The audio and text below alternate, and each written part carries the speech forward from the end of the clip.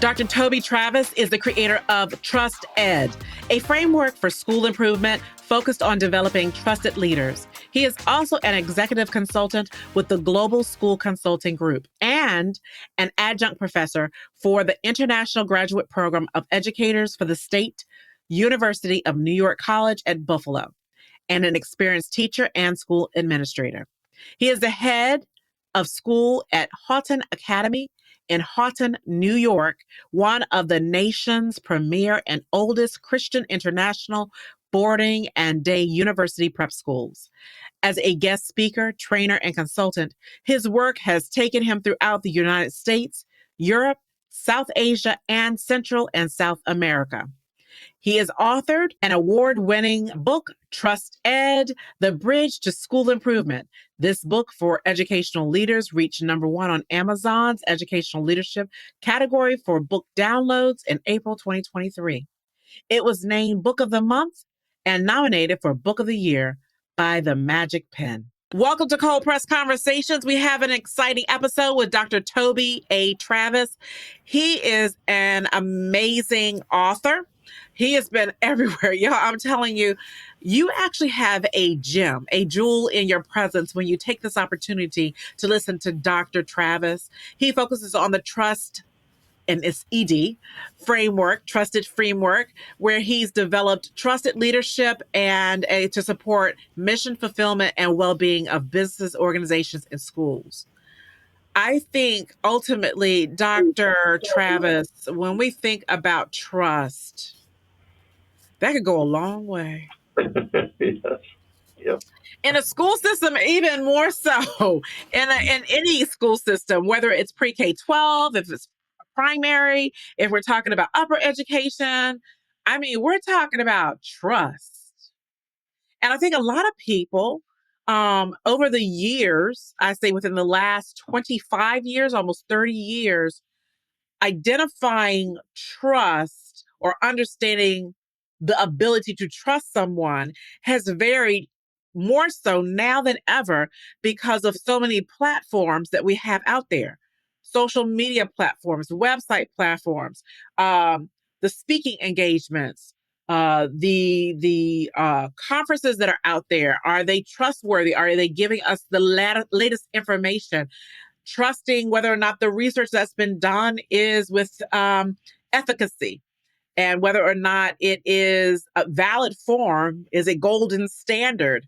Right. Trust is huge. What made you go that direction? I would be honest, I gotta ask, what made people talk about it, but I don't think anyone has decided to make a framework about it? Well, actually, no, there has been some work in this area. My work is a little bit unique because most of my work is applying this research to organizational health of schools.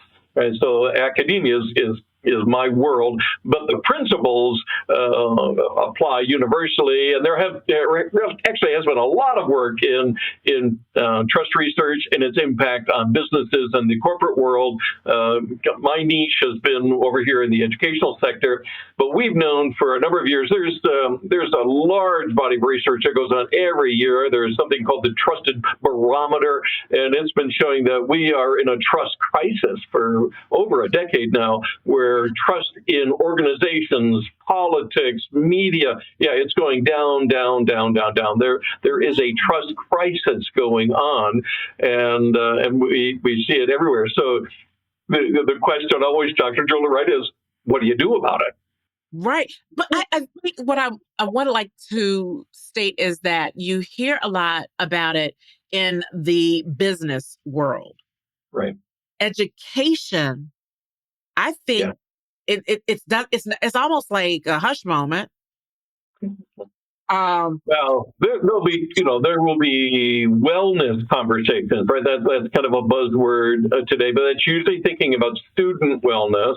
There's not been a lot of focus. Well, there's been some on what does it mean for faculty and staff. And but here, let me throw a stat at you.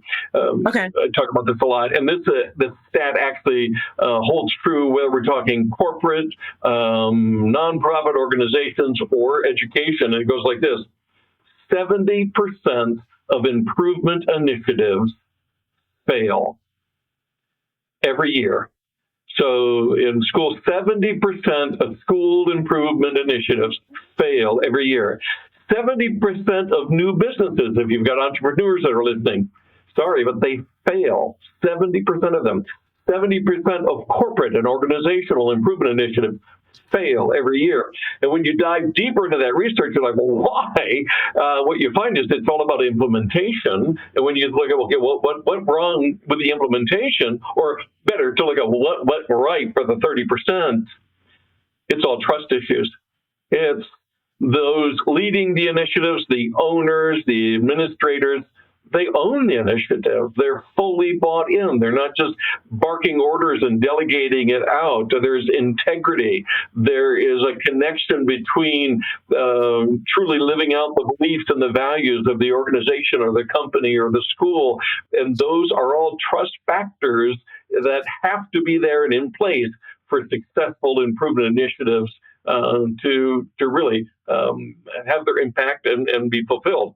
So it is the issue. And what I'm telling and talking to school administrators all the time is, I know you're passionate about, whether it's anything from, math levels to literacy, and that's the nuts and bolts of school, right? But that is a waste of time if you don't have the trust elements in place. If you don't have healthy learning and work environments and relationships between school leaders and parents and students, and most importantly, between school leaders and their faculty and staff, or in the business world, between owners and their employees, if you don't have that healthy, it doesn't matter what you work on, it's not going to work in the long term. So the issue is environmental wellness, which is, I think, what we're talking about today. Yes. That is not addressed and is not healthy. Nothing else is going to work. Not in the long term. You might get short blips. I've got a buddy of mine who's known as a turnaround principal, and he can come around and he can turn the numbers around in a school pretty fast, but it won't sustain. He'll be the first one to tell you, unless the priority is placed on relationships. Do we have healthy relationships, communication, and trust between the leadership and the employees? Whoa. Okay. That's pretty interesting. When you look, you gave me the research. I like the research, Dr. Travis. But when you say 70% fail due to the implementation, that's huge, dealing with a trust issue. So how is it that your work helps people become trusted individuals, or how do you help people understand that they can develop a trusted leader? Yeah, that's a great question. So, we had to figure out, well, how do you assess it? Right. So, and I'm a bit, you love the research. I'm glad to hear that. I'm a data geek as well, but it's like, okay, well, how do you got to get your arms around it? And what we know is trust is complex. It's not just one thing, right? There's actually many elements to it. In my book, we talk about 6 components of trusted leadership. And within those 6 components, there are multiple levels. So there are, by some research, there are at least 21 skill sets and competencies related to, especially in the school leadership world, related to trusted leadership. Well, we've got to assess those. And so we've got to know, okay, where are we? So even the first step in building trust is vulnerability and reflection. Are we willing to, okay, tell me how I'm doing. Let's do a 360 on my leadership. And then based on that data, then we can look at, okay, what are my areas of strength? What are my areas of weakness? Where do I have the opportunity to get a win faster? Something in education we call scaffolding. So it's, okay, how do I build momentum? How do I set short-term goals? So we build a culture of building trust. But it all comes, first of all, with this, you got to be open, you got to be vulnerable, and let's collect the data. And then let's see what that tells us, and then build an improvement plan on how do we build short wins. One of the things that we know about trust is that it is built over time and in short steps, which is basically make a promise, keep it. Make a promise, keep it. Make a promise, keep it. So when I'm consulting or working with schools or even with my own leadership team, we talk about, okay, what's a promise we can make to our employees that we can deliver on within the next few weeks or maybe in the next couple of months. And we make the promise and we deliver. It's not making 5-year plans. It's no short-term plans that we can deliver on. And because that's how you build trust is, no, I'm going to make a commitment and I'm going to keep it. And also those commitments have to be tied into what we and who we say we are. In the book, The Bridge to School Improvement, the trusted framework it talks about the foundation of trust, like the foundation of a bridge. It's all about our beliefs and our values. Well, then the substructure is about how you connect everything you do to your beliefs and your values. And that's primarily where we see trust falls apart in organizations and in schools, is when leaders are not connecting what they actually do to their beliefs and their values. I'll give you an example. Okay. Right? A leader says, employees are my highest value. Yeah. Well, you want to believe that's true, but the proof, right, is in the action. Okay, so to what extent can we see that owner is being a champion for the employees? Is that owner, is that leader doing all they can to ensure that employees are compensated well? They've got benefits that meet their needs.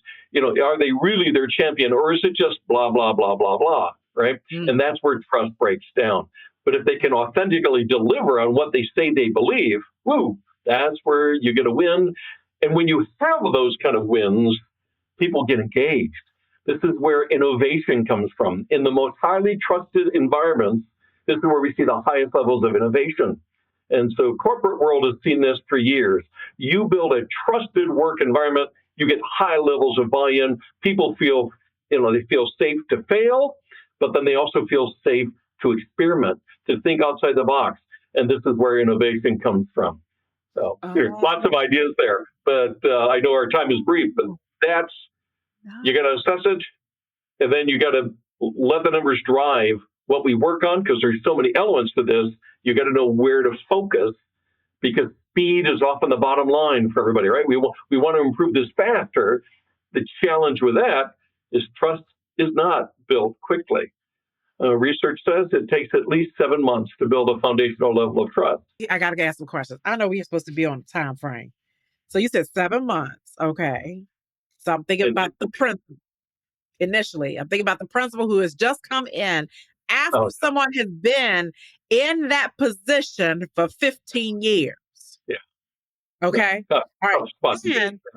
Yep. Been there. Then I got another question. And hopefully you can see where it is. So we're going to have to hit a touch of both of them. Okay. I got to get your insight. So you talk about trust. 70% fail, have to do an assessment, 7 months. Highest level of trust equals innovation, safe, and they can feel like they can experience and explore. You also mentioned there are 21 skills and concepts that go along with it. I find a lot of people, just work with me, and hopefully you can. I find a lot of people like the word family to be used, especially in school systems for some reason. You're laughing because I think you know where I'm going with it. I think I do. Yep. There's a different type of trust between family, blood, and a different type of family outside. And I don't think it can match. Because it was a buzzword, I was like, yes, we're family. I stopped using it because I started thinking about the things that were happening. Okay. I was like, family wouldn't do that to me. They wouldn't say that to me, do that to me, or be like that to me. Do you think when people use the word family that it's evoking or invoking a different type of trust? And when that bond is broken, help me. I got to put this out there for people. Well, obviously, I think we would agree it's well intended, right? So, hey, we want to create a family environment at our school or in our business. We're a family. Well, the problem with that analogy or that approach is you divorce family, right? It's like when you've got to fire this person who you've built a professional relationship with, but if I've been calling them, hey, we're family, but there's a day where I'm sorry, but I got to let you, then it feels like divorce, right? It feels like, no, you're ripping our family apart. And it's like, Yeah, no, no, no, no. We're community. I think that's an appropriate word to talk about in schools or business. Hey, we're a community that shares values. That's important. That you're in a school and you're supporting a school that you share their values, or in a business you share the business values of that organization. But that's a community. That's not family, and it's really tough. In leadership, um, I I believe, and you can talk to folks, I guess, who have worked with me or working with me. We build a very collegial relationship. I care about these people dearly, Yeah. Yeah. but they will never be the center of my life, right? The center of my life is in my home, with my wife and my daughter. That's the center of my life and my existence, right? It's not here. I like these people. We enjoy work together. We value each other. We have shared values and focus and purpose in what we're doing, but they're not family. Right. And that actually can backfire because it plays a false sense about trust, right? Exactly. Yes. Yes. That's a really good point. And I don't know that I even processed it like that before, but you're right. Because now, hey, I'm family, right? And right, that's a whole, family.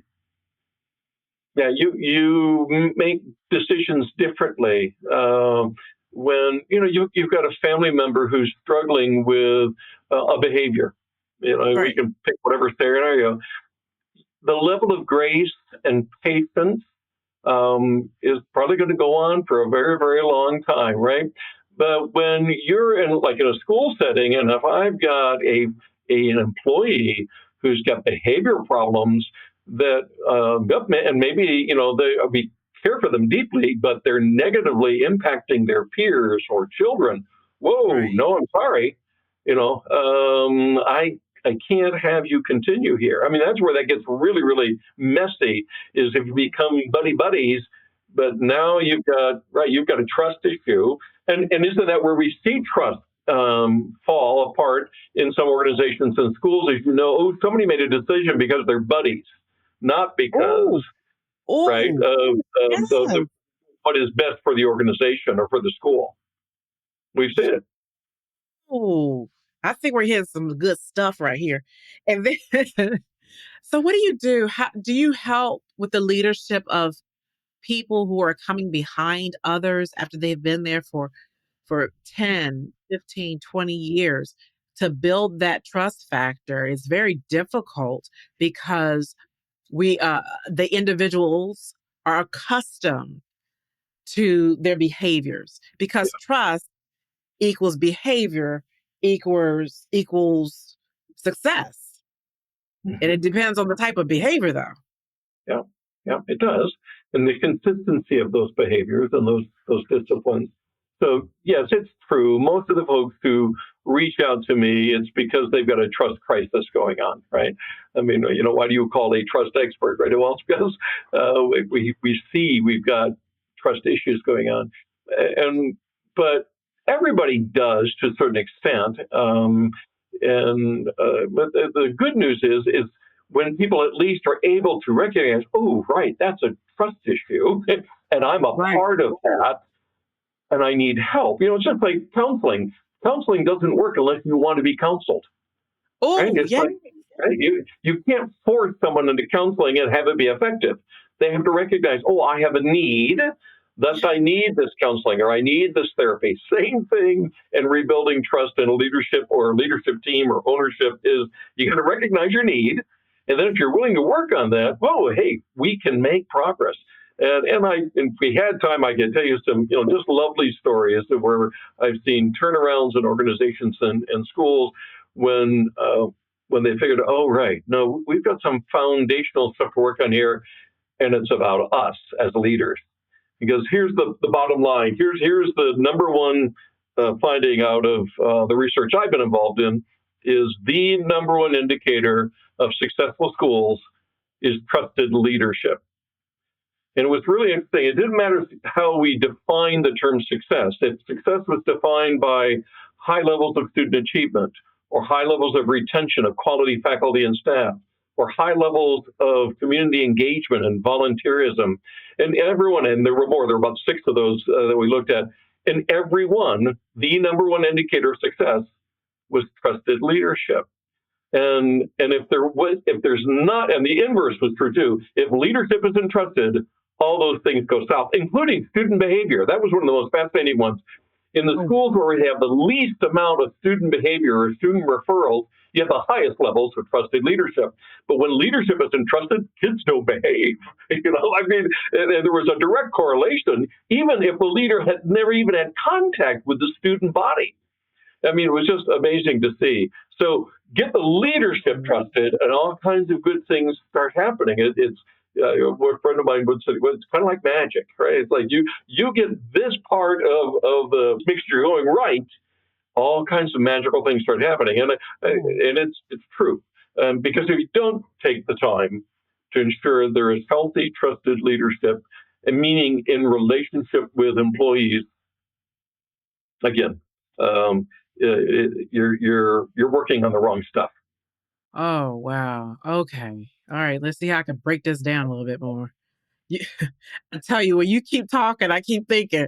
Because all of a sudden I'm like, okay, now I've got to go on PubMed and see if I can find a couple of research articles. Or Google Scholar. All right. So you have a book, and the name of your book is entitled Trust Ed, The Bridge to School Improvement. Do you mind giving us a little insight as to, because I don't want to give it away. I want people to go out there and get it. A little insight. I'm just gonna be real, all right? We got to be honest. Give a little insight so that others can see the value in your book. And I'm gonna be honest with you. Listening to you makes me think, if I were back in the school system and I was at a higher level, it would be an amazing book to use during our summer week that we had to kind of like bridge ourselves and build ourselves to begin the next year. Yeah.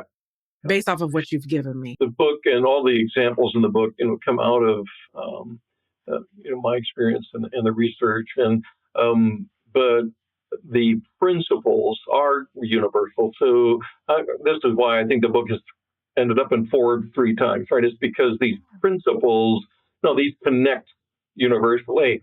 Just the examples in the book of how it's applied, go down into school settings. But the real value is just understanding that trusted leadership is complex. Therefore, it's important that we recognize it does need to be assessed. We also learn in organizations, and especially schools, it's not about a leader, it is about a leadership team. That's another principle in the book, is that, talk about these 21 characteristics or competencies. Well, no one person could demonstrate a high level of mastery for all 21. It's really about how does our team function to ensure these elements are in place and healthy in our organization. But the intent was to help give schools and leaders a pathway and a plan. How do we move forward, and it not just be this abstract thing, right? We think about soft skills, right? The trust is a soft skill, and really it's not. And there are intentional practices we can put in place, and policies we can put in place. There are actionable things we can do different on Monday to increase the level of trust in our leadership as individuals, as a team, as a school, and as an organization. And how do you get your arms around that? How do you identify it? How do you create a plan? And that's really what the book is about, is, okay, here's what the research shows us. These are the 6 components of trusted leadership. Trust is the key issue in school improvement. If you don't get that right, again, nothing else is going to work long term. Well, then how do you assess it? And then how do you turn that assessment into an action plan that can make a difference next Monday? That's really what it's about. And we know that we have many schools that are in school improvement, where they're trying to acquire the appropriate forms of remediation to ensure there's success in the school. And I think what you're telling us is a deeper issue other than math and reading. It's a deeper issue. Popular social media post that's out there. In fact, there's a couple of books out now. They've used this idea of, Maslow before Bloom. Right? You got to meet human needs before you can meet the educational needs, and that's really what we're talking about, right? It's okay. We've got to make sure that we are healthy, and again, our environmental wellness, both a learning environment and a work environment, has got to be healthy for anything else to be fruitful and healthy. Wow. And that's all based on trust issues. Trust issues. This has been amazing. Like, I love this stuff. It's my jam. So I thank you so much, Dr. Travis, but you can't leave us yet. You've got to give us a gem. I call it the gem, the Jules gem. Give me one key thing that you would love to impart upon others as some people going to have, I'm going to be honest with you, it's going to take a lot of trust within to know that you may need to make some changes. Yeah. So, what would you give as a form of advice or a gem, a jewel, a something for them to think about creating that environmental wellness, building trust? Oh, there's so many of them. Just one. One that I saw transform a school culture that I was working in, and I've used it ever since, is I do not permit school leadership or faculty or employees to resolve problems electronically. Oh, you are not permitted to solve a problem or a grievance via email, text. It must be done in person. And that policy I've seen it transform a very toxic school work environment. We're no longer going to do that. That is not allowed here. And if you do it, we're going to penalize you. So now you can document if you got a concern. Yep, document. In fact, I got a little sign up here behind me that says, "Did you document it?" Yeah, documentation. Absolutely. Document your conversations. Very appropriate. Kind of a second jewel, if you will, is after you've had a conversation, send each other a follow-up email saying, "Hey, this is what we talked about," just to make sure we're both clearly understanding each other. And hey, then the conversation is documented. But never initiate a grievance or a problem electronically, and never try to solve the grievance or the problem electronically. We're human beings, treat each other like a human being, and you'll just see everybody behaves better when we get off the devices. Oh, I think that was the best one of all. Thank you, thank you, thank you. You have presented so much information in this short period of time. For those of you who are interested in Dr. Toby Travis, please look forward to his information that we'll be following. I just want to say thank you so much for joining us on Cold Press Conversations. Thank you so much, Dr. Travis, for all of your wisdom. It has been an ultimate pleasure. May each and every one of you have a wonderful day. And don't forget to like and subscribe to Cold Press Conversations.